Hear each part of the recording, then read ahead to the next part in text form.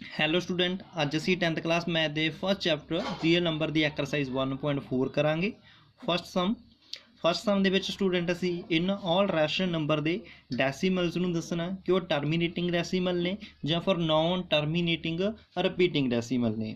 Firstly student ਅਸੀਂ terminating decimal and non terminating repeating decimal ਨੂੰ understand ਕਰਾਂਗੇ।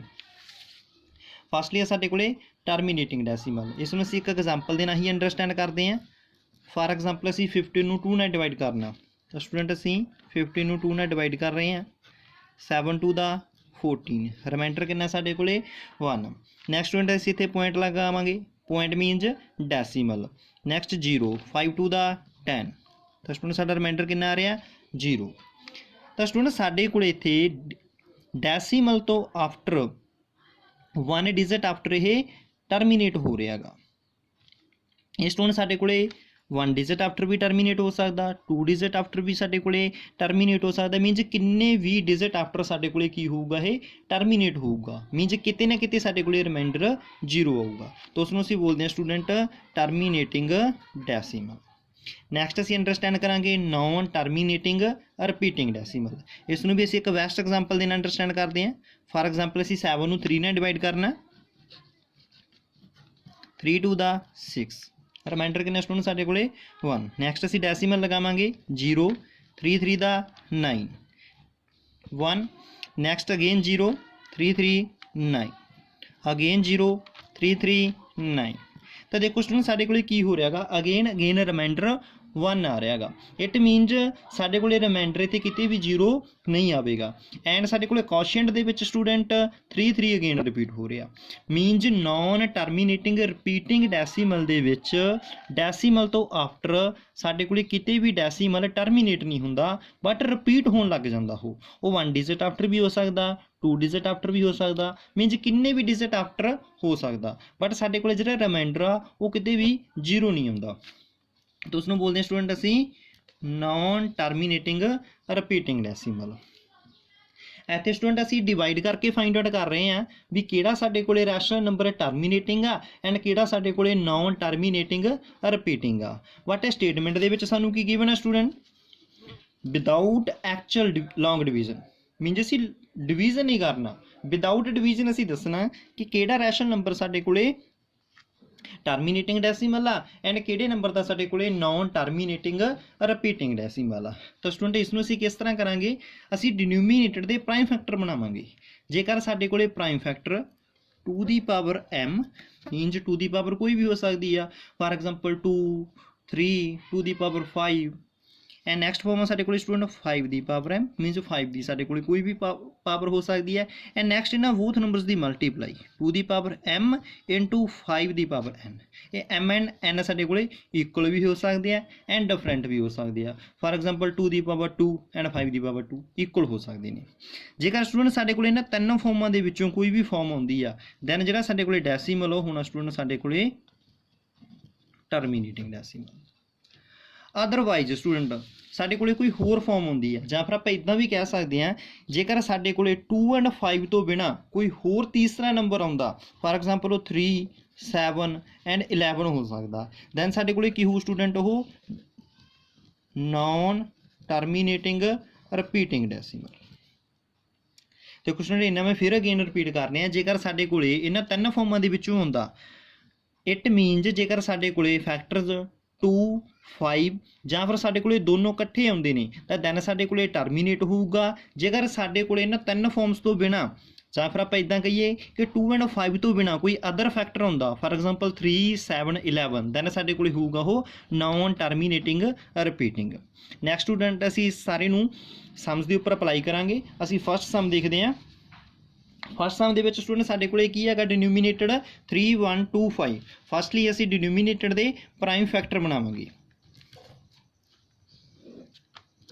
Last digit student साडे कोले 5 आ, इट मीनज 5 दा डिविजिबल आ, तो इस तरह तुसीं फैक्टर्स बना लेने ने।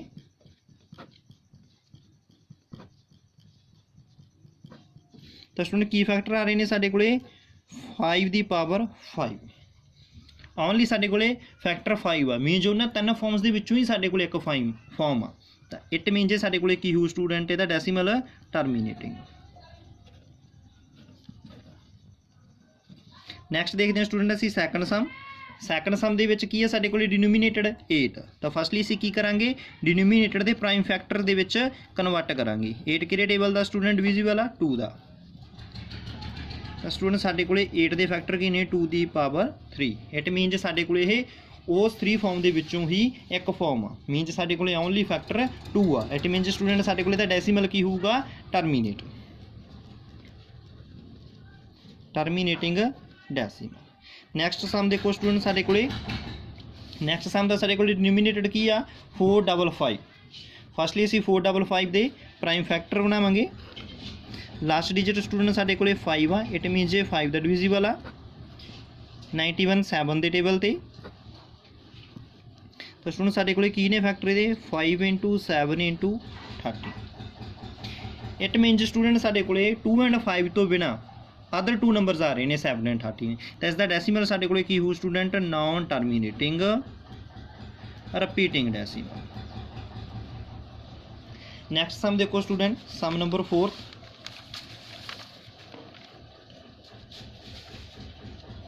फोर्थ सम ਦੇ ਵਿੱਚ देखो स्टूडेंट ਸਾਡੇ ਕੋਲ डिनोमिनेटर ਕੀ ਆ, 1600।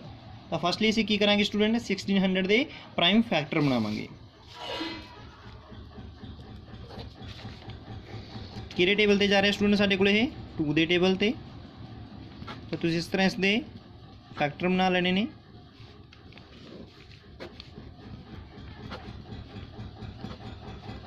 ट्वेंटी 5 ਦੇ ਟੇਬਲ ਤੇ।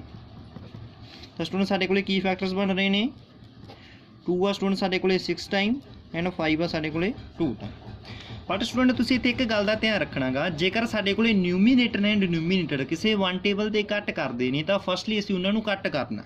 ਦੇਖੋ ਸਟੂਡੈਂਟ ਸਾਡੇ ਕੋਲੇ ਸਟੇਟਮੈਂਟ ਸੀ ਇਹਦੇ ਵਿੱਚ 15 ਐਂਡ 1600। ਤਾਂ ਦੇਖੋ ਸਟੂਡੈਂਟ ਦੋਨੋਂ ਕਿਹੜੇ ਟੇਬਲ ਤੇ ਕੱਟ ਕਰ ਰਹੇ ਨੇ, 5 ਦੇ ਟੇਬਲ ਤੇ।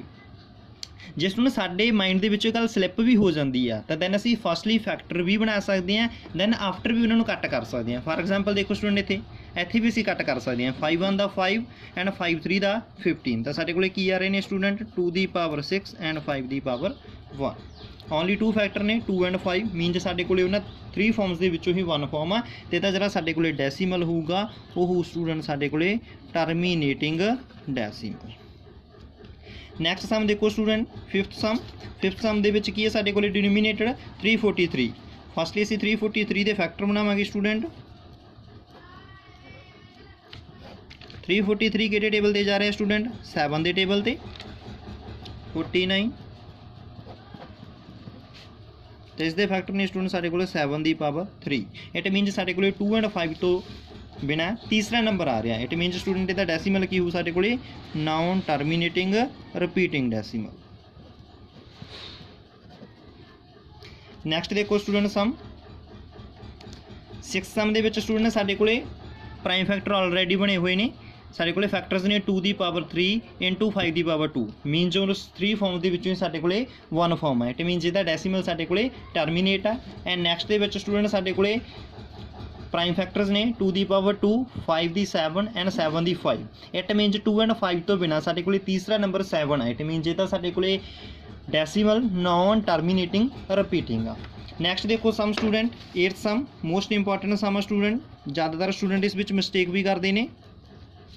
ਤਾਂ ਫਸਟਲੀ ਸਟੂਡੈਂਟ ਕੀ ਕਰਨਾ ਸੀ, ਨਿਊਮੀਨੇਟਰ ਐਂਡ ਡਿਨੋਮੀਨੇਟਰ ਜੇਕਰ ਕਿਸੇ 1 ਟੇਬਲ ਤੇ ਕੱਟ ਕਰਦੇ ਨੇ ਤਾਂ ਉਹਨਾਂ ਨੂੰ ਅਸੀਂ ਕੱਟ ਕਰਨਾ। ਫਾਰ ਐਗਜ਼ਾਮਪਲ 6 ਐਂਡ 15 ਕਿਹੜੇ ਟੇਬਲ ਤੇ ਕੱਟ ਕਰ ਰਹੇ ਨੇ, 3 ਦੇ ਟੇਬਲ ਤੇ। 3 2 ਦਾ 6 ਐਂਡ 3 5 ਦਾ 15।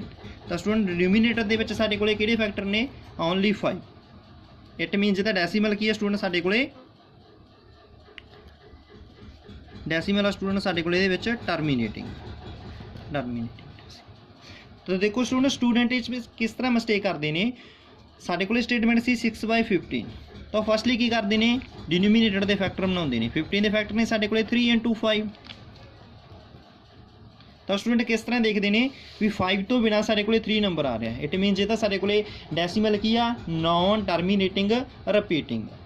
ਬਟ ਸਟੂਡੈਂਟ ਸਾਡਾ ਇੱਥੇ ਸਮ ਹੋ ਜਾਣਾ ਇਹ ਰੋਂਗ, ਬਿਕੋਜ਼ ਫਸਟਲੀ ਅਸੀਂ ਕੀ ਕਰਨਾ ਸਟੂਡੈਂਟ, ਨਿਊਮੀਨੇਟਰ ਐਂਡ ਡਿਨੋਮੀਨੇਟਰ ਨੂੰ ਕਿਸੇ 1 ਟੇਬਲ ਤੇ ਕੱਟ ਕਰਨਾ। ਨੈਕਸਟ ਦੇਖੋ ਸਟੂਡੈਂਟ, ਨੈਕਸਟ 2 ਸਮ ਤੁਸੀਂ ਖੁਦ ਟਰਾਈ ਕਰਨੇ ਨੇ। ਫਸਟਲੀ ਸਟੂਡੈਂਟ ਤੁਸੀਂ ਨਿਊਮੀਨੇਟਰ ਐਂਡ ਡਿਨੋਮੀਨੇਟਰ ਨੂੰ ਜੇਕਰ ਕਿਸੇ 1 ਟੇਬਲ ਤੇ ਕੱਟ ਕਰਦੇ ਨੇ ਤਾਂ ਉਹਨਾਂ ਨੂੰ ਕੱਟ ਕਰ ਪਾਉਂਗਾ। ਥੈਂਕਸ।